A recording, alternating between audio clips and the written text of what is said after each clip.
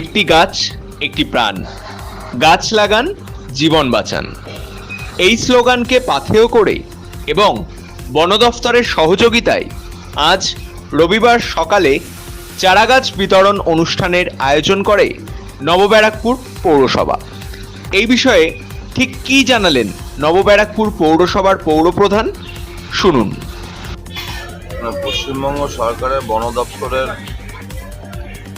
সহযোগিতায় বাংলার মাননীয় মুখ্যমন্ত্রী বলে দিয়েছে যে প্রত্যেক বিধানসভা ক্ষেত্রে 1000 করে চারা গাছ রোপণ করতে।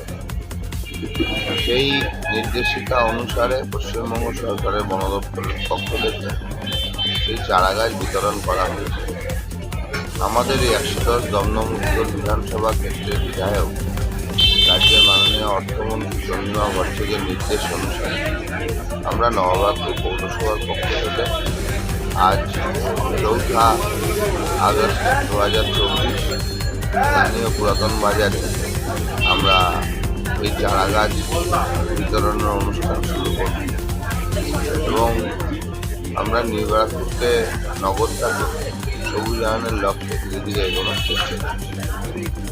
চারা গাছ রোপণ কতগুলো গাছ? আজকে 400 গাছ এখান থেকে বিতরণ।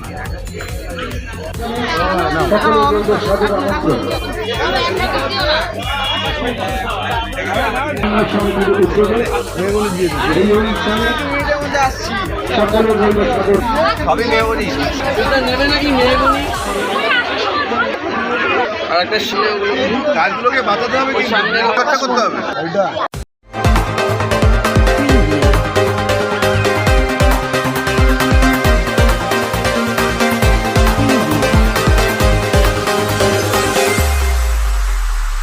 Preview.